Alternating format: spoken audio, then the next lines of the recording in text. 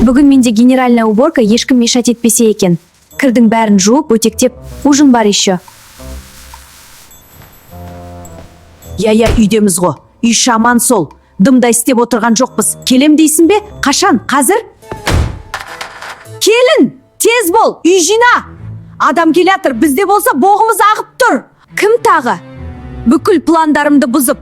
Осы үйде отырмай ма демалыс күні адамдар? Ерікпей бара жатырмын.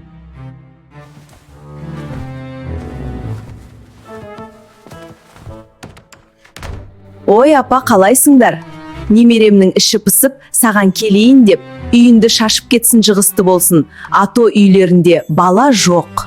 Не бар, тездетіп әдемілеп стол жаса, менің сіңілім ғо. Я білем ғо, келін болғаныма 1 жыл болды. Сіздің сіңілізді білмесем, мұрнымды кесіп алыңыз. Мән берме, үйімізді енді уборка жасап жатқан еді келін. Ертерек айтқанда ет салып қоятын едік.